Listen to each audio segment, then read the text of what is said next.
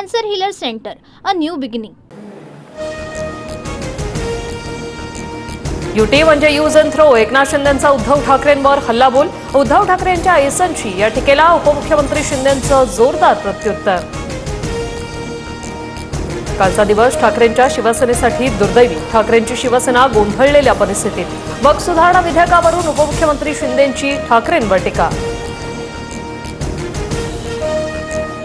अमित शहांचं कालचं भाषण जिन्नांनाही लाजवणारं. वक्फ बिल मुस्लिमांच्या हिताचं म्हणजे तुम्ही हिंदुत्व सोडलं का? उद्धव ठाकरेंचा भाजपला सवाल.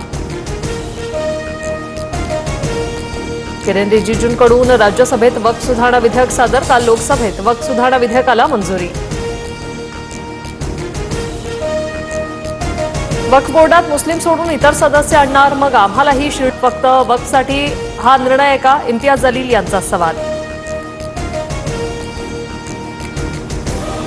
अंजली दमानिया यांनी घेतली मनोज जरांगेंची भेट. दमानियांकडून जरांगेंच्या तब्येतीची विचारपूस. भेटीवेळी धनंजय देशमुखही उपस्थित. भेटीत विविध विषयांवर चर्चा.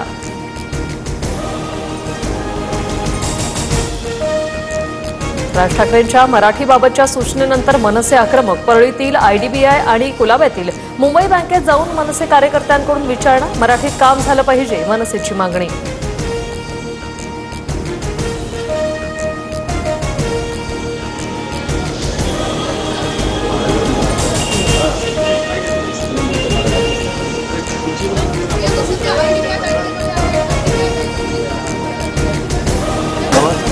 सुप्रीम कोर्टातील सर्व न्यायाधीशांनी संपत्तीची माहिती सुप्रीम कोर्टाच्या वेबसाईटवर जाहीर करावी.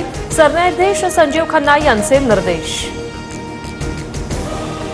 मणिपूरमध्ये राष्ट्रपती राजवट लावण्याबाबतचा प्रस्ताव लोकसभेत मंजूर. राष्ट्रपती राजवटीचा प्रस्ताव आजच राज्यसभेत आणला जाणार. बेळगावातील कारवार आणि निपाणीमध्ये राष्ट्रपती राजवट लावा. बेळगाव आणि लगतच्या मराठी बहुल भागात मराठी भाषिकांवर अन्याय सुरू. लोकसभेत अरविंद सावंत यांची मागणी.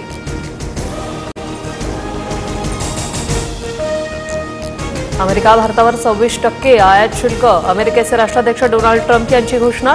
तंत्रज्ञान, संरक्षण उपकरणं, ऊर्जा उत्पादनांच्या किमती वाढण्याची शक्यता. कबुतरांना अन्न खाऊ घातल्यास कारवाई होणार. मुंबई महापालिका 500 रुपये दंड आकारणार. आयपीएलमध्ये आज कोलकाता विरुद्ध हैदराबादची लढत. दोन्ही संघांसमोर फलंदाजी सातत्य राखण्याचं आव्हान. कोलकाताच्या ईडन गार्डन स्टेडियमवर हा सामना रंगणार.